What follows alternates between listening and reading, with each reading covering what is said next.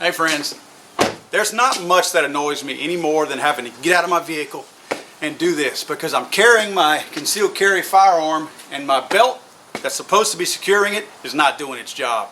A few years ago I found a gun company, a gun belt company that I really like, Bigfoot Gun Belts. I like their product. It's what I have on right now.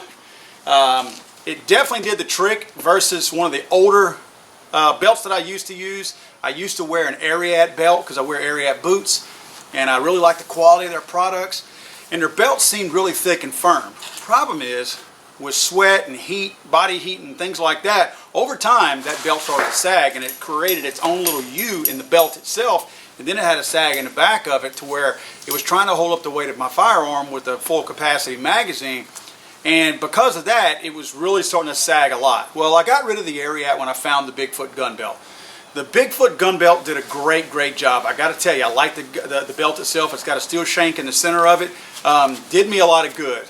Big difference. You'll notice the picture right here. The Bigfoot Gun Belt is on the bottom and the Ariat belt is on top. Distinct difference. Probably wore these two belts at the same amount of time. A year or so with either belt. So as you can tell, one is certainly designed for carrying a firearm, the other one is not. Although the other one looks good. The Ariat belt looks great. Better looking belt, you know, but we're not going for looks here. We're going for production and efficiency in carrying a concealed firearm. So I was all happy with my Bigfoot Gun Belt. Then my Bigfoot Gun Belt lost something. I don't know what it is. I don't know what the piece is that goes inside the roller that makes the thing roll over the top of the belt, but there's an insert of some sort, I have not found it, that fell out of my Bigfoot Gun Belt, and now this thing makes a terrible racket, and bad enough to where when I go to get dressed in the morning or get undressed at night, if my wife is in bed, I won't say it wakes her up, but it's quite annoying and it makes a lot of noise. So it's a distinct difference as far as this is not something that I'm happy with. I still may look into a Bigfoot Gun Belt, but I think I found something else that I'm going to be happy with. Bladetech has an ultimate carry belt. Talked to these guys at SHOT Show earlier this year, and this belt was not out on the market yet, but they were working on it. It was going to be out. Well, guess what? It's out now. Take a look at it. Carry belt by Bladetech. This thing is nice. It comes with an Allen wrench, an extra set screw. You'll see why we need that here in a second. You'll need a set of scissors and possibly a flathead screwdriver for the backside and undoing it. What you'll need to do is flip the belt over. You're going to see two set screws that are kind of a backup as far as holding the belt in place. So you use your Allen wrench to loosen up each set screw. You don't need to take them all the way out. You simply back them out to where you're relieving a little bit of the stress on the belt itself. After you've backed both of these set screws out, you'll see that there's a little switch here, kind of a lever here. You use a flathead to pry it up. This is the initial thing that's holding the belt in place. Once you release that, the belt will release fully from the buckle, and you can simply remove it in order to resize it. You'll notice that this belt is a one-size-fits-all as far as you cut it down the size. Obviously, I've got a foot of extra length here that I don't need anymore. I simply mark where I want it to be, and I just look at where my belt would fall, and I take a Sharpie and I put a mark onto the belt itself. That way it's going to identify where I need to be once I remove the belt in order to cut it. Now, I used just a regular set of scissors. It took a little bit of effort, but I was able to cut right through it. You'll notice that I added an extra inch. My thought behind this was I can always go back and cut more material off if I want to, but I can't add material if I cut too much off. So you'll notice I cut just to the right of my mark, a little bit over an inch.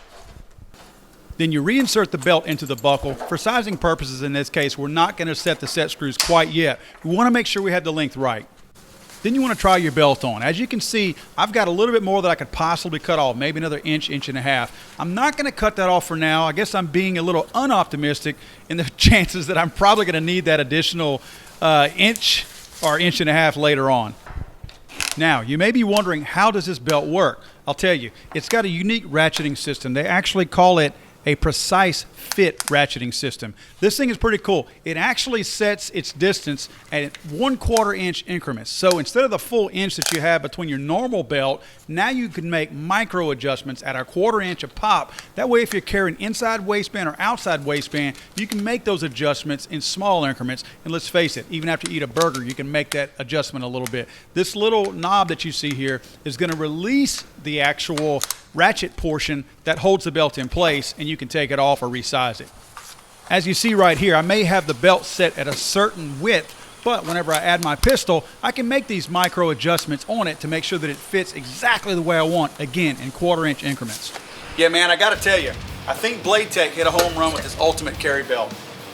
Bladetech already makes some top-notch holsters, belts, and things like that, but they had come out with a concealed carry belt a while back, and I gotta tell you, it's not the greatest of belts. They rebounded really, really well with this ultimate carry belt, and maybe that's why it's called ultimate. I don't know what the last belt was, but again, it wasn't that great. So kudos to these guys for building a good belt. Looks good, holds up good, solid belt. Even the hardware on it's nice and sturdy. So I think this thing's gonna last. And I say I think because I have no idea. I've had it for a week. I've been carrying it for a little bit over a week, and I really like the way it feels. It doesn't sag, it doesn't drag or anything like that. Goes on and off really easily. Holster slip on it easily. It's thick enough to where it's sturdy, but it's thin enough to where some of these clips can reach over the top of it and grab hold to it without actually really fumbling and fighting to get it in there. One other thing I'd like to say about Bladetech, they do this on some of their products. The packaging that they use is actually pretty cool.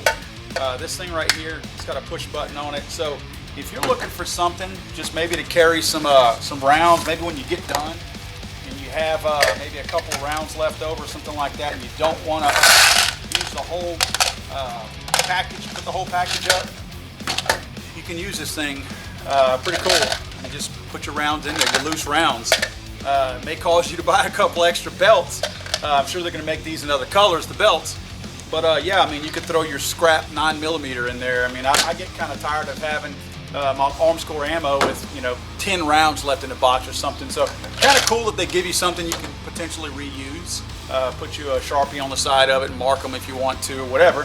But anyway, I like the container it comes in as well. It's nice to be able to recycle some of the stuff that you get and put it into use where you may need it. Again, I can't tell how many arm score rounds I have in this box, but I can tell how many arm score rounds I have in this.